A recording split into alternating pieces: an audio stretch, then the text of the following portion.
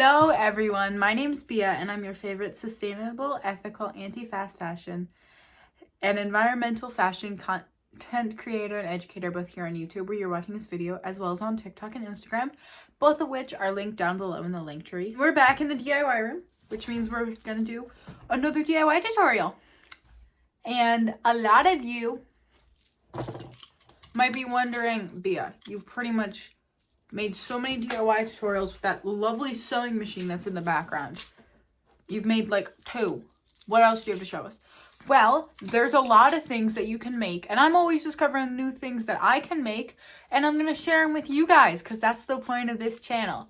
And in this video, we're going to be making a really simple chain pendant necklace.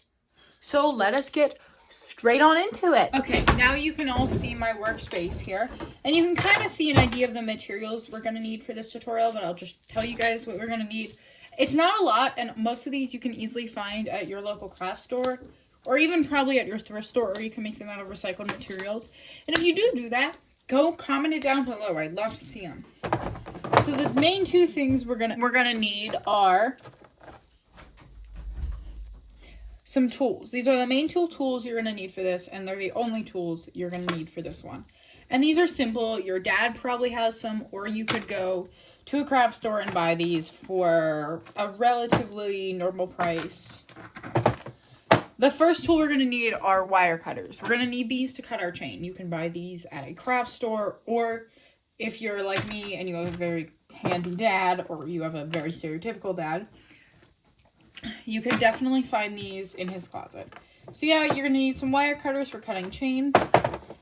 And the next tool we're going to need are some pliers. These are just flat nose pliers. You can also get some flat nose hobbyist pliers from a hardware store like these. These are from Ace Hardware. And then these, which are the ones I'm going to use for this tutorial, they are from Michaels. So all you really need is 1 pair of simple flat nose hobbyist pliers. You can have 2 pliers and use those, but that's not something you need. And I personally just like to do this with 1. And the next thing you're obviously going to need is some chain.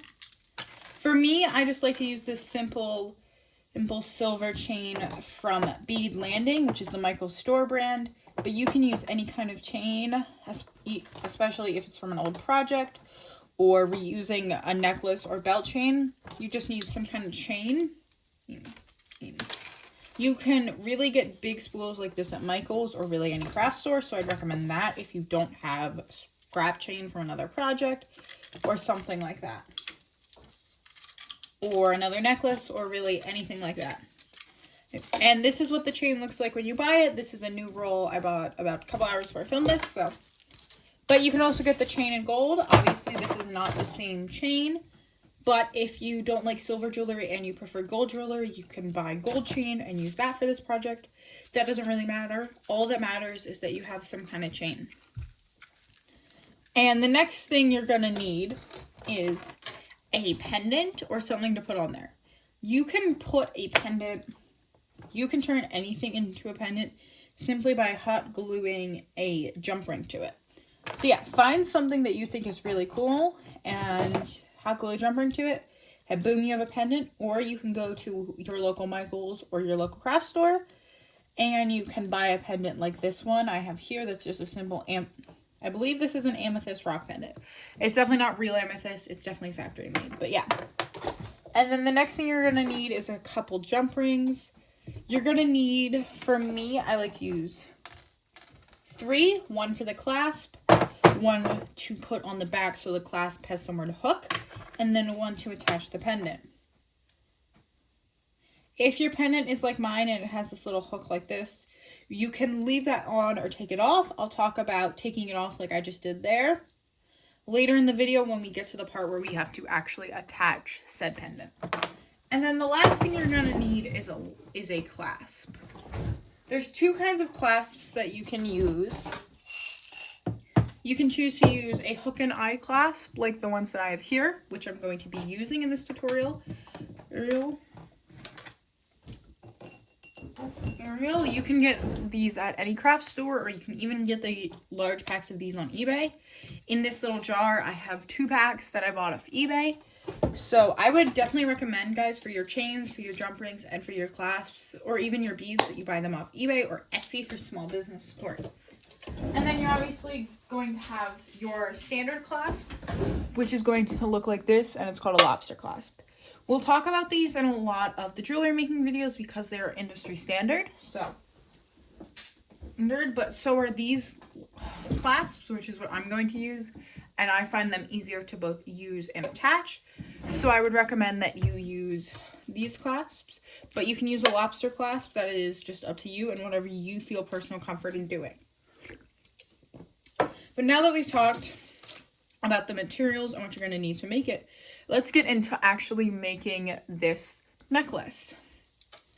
So the first thing you're going to need to do is take some chain and figure out how long you want it to be. I would recommend you measure this on yourself, or if you have a bead design board, that you use the markers on there to measure it.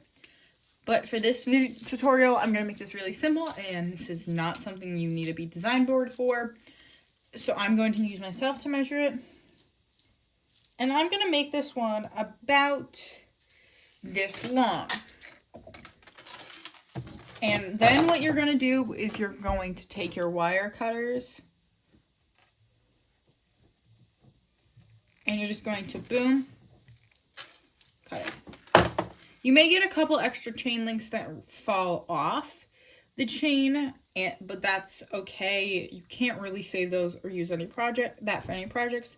So either just let them fall off and forget about it, or discard them, because like one singular chain link probably can't be used for anything. Also, if you have a chain opener tool, that would be really handy to use to cut your chain. And then once you cut your chain and you have your long length of chain like this, you can put your chain wheel away. And then I would also recommend you measure it one last time to make sure it fits the way you want it to. And for me, the bottoms of the chain meet exactly at the length I want it to be. So now that we've cut our chain, we get to do the fun part, which is attaching our pendant. You can attach your clasps and your hook and that stuff first, but personally, I like to attach the pendant first, and I think that is because it is a lot easier to go back from that. So as you can see, your pendant will have a little hook here. Your pendant will have a little hook up here at the top. That's where you're going to open and clasp your jump ring to. But your pendant may also come with something like this. This attached to the top like mine did. And it might fall off, and like mine did. And as you can see, since mine fell off, I'm going to show you guys how to attach something like this back on there, since I think this makes attaching a jump ring a lot easier.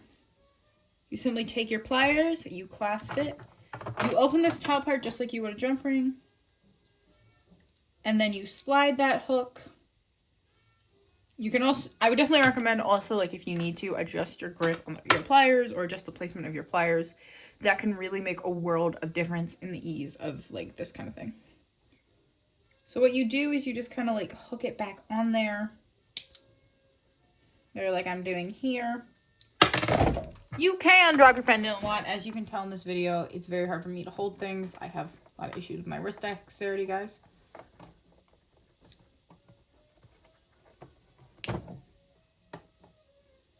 Okay, well, we're going to reverse that. What you're going to do is you just have to open one of the sides, right? And then hook it back on and close it, just like I'm doing here.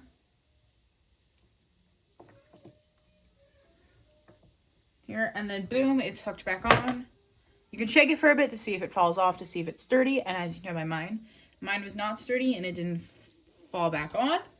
So just for time length and ease of this tutorial, I am not going to put it back on. But if you have never made a pendant necklace before or used a pendant, especially one with a jump ring, I would recommend that you keep that on or you put it back on. But you can choose to take it off as well, like I did. Or if it falls off, choose to leave it off. Next up is the fun part, which is going to be opening a jump ring and putting it on a pendant. You may think, oh, my pendant has that little thing. I can just slide it onto a chain. The reason that you don't want it to do that is if you do it, it can slide around a lot and make it very hard to wear and for it to look the same over consistent wears, even within the same day. That is something that you can do if you're looking for that look, and I have a lot of jewelry that I've made and frequently wear that does have that look. But if you want it to stay stagnant and stay still, you're going to want to use a little jump ring to attach it. Jump rings come in small, medium, and large. The one that I'm holding here on camera to show you guys is a large. Especially for beginners, I would recommend these for any projects that you need a jump ring. I've been making lots of jewelry of lots of different types and styles, and I still mostly use large jump rings. So to open it, you just put your pliers here and put a hand here, and then you slide it open. So you open your jump ring, and then you put your pendant onto the jump ring. Do not close your jump ring yet. Once you have your pendant on your jump ring, you can choose if it is easier to close it and add another one, or you can choose to leave it open and proceed to the next step. For this tutorial, and for most of the jewelry that I personally make to wear, and so I like to only put one jump ring. And that's what I'm going to recommend to you, especially if you're a beginner. So you take it, you put it on like so. It's okay if you drop it. Sometimes you do that. Now you're going to grab the chain that you cut in step 1. You're going to lay it or hold it so that the top two ends, your uncut ends, meet. And you're going to find your middle. And then once you've found your middle, you're going to slide your jump ring into that middle. It does not have to be the absolute middle. It can just be an estimate. Okay? Because whatever you slide your jump ring with your pendant onto becomes the middle of this chain. So now that we have the chain and the pendant connected on a jump ring, you just slide it to close it. And boom, you have attached your chain to your pendant, and you basically have a necklace. But it isn't a necklace until you can close it. Right now, all it is one long chain with a little dangly pendant hanging on it. So we need to close it. And this is the final step. And this is the way that you close it. This is step 3, which is the final step. It's really, as I said before, this is really simple. Only 3 or 4 steps depending on the method you take. So, to do that, we're going to add our clasps. For those of you using a lobster clasp, you do not have to follow this. You can attach it a different way. There are plenty of other tutorials, both on my page here, as well as on other creators' pages on how to attach a lobster clasp, or even just how to use a lobster clasp on a necklace.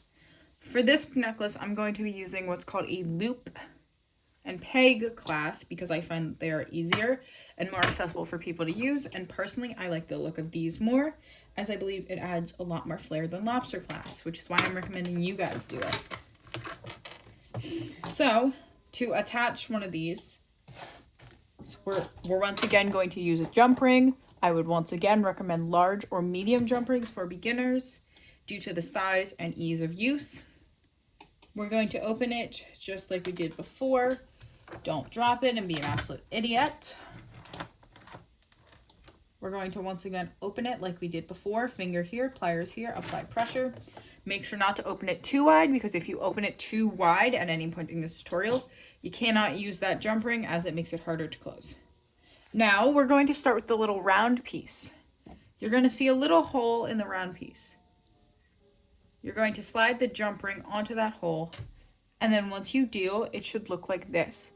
Depending on what your loop looks like, it could also be different. But whatever, you're going to have a little ring attached by a little ring. As I said with the pendant, do not close your jump ring yet. You're going to find one of your 2 ends of your chain, and you're going to attach it there too. Just slide it into the loop, into the chain link, and then boom. Now close it, just like we did before, and you have 1 step of your clasp attached. If you're like me and you have a lot of issues with wrist pain and wrist dexterity and you need to take a break at any time, that's fine. I'm actually doing that right now. So, once again, you should have a loop attached like this that looks like this. But you can't only close it with a loop, you need to add the peg. And that's what we're getting into, adding the peg.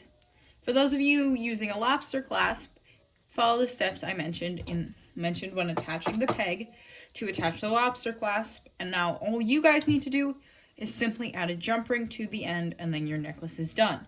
But for those of you like myself who are following, and for those of you that are following this tutorial exactly and using all of the materials that I used, make sure to grab another jump ring, open it like we have the previous 3, and then slide on the peg. Make sure it looks like this, and do not close your jump ring. Take the other end, not the end with this, find the end chain link, and then slide it onto your jump ring like this, and then close. And boom, you have a simple pendant necklace. These can be any size and can be used to spice up an outfit.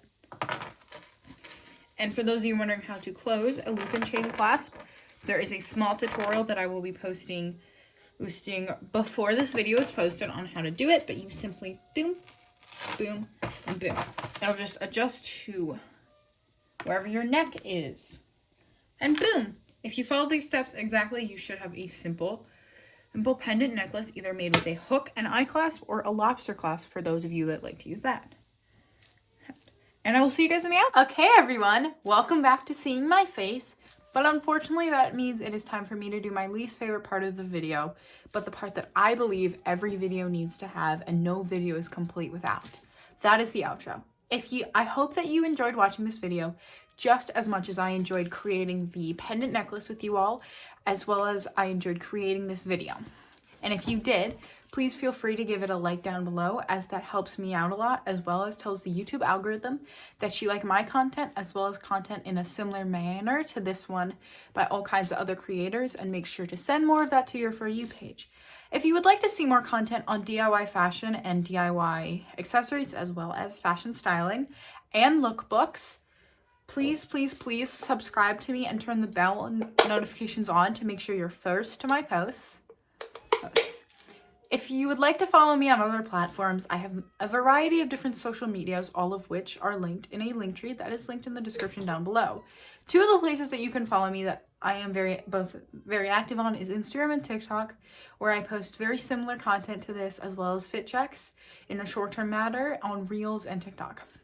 On Instagram, I also post similar DIYs to give you guys inspiration, as well as fits that I make.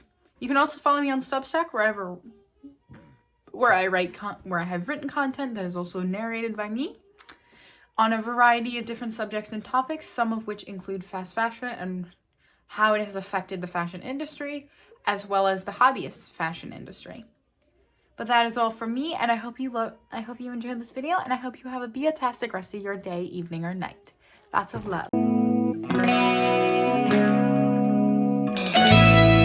Hello everyone, it's Bia, your favorite sustainable, ethical, anti-fast fashion and environmentalist fashion content creator and educator. Guys, I just got that right without a blooper.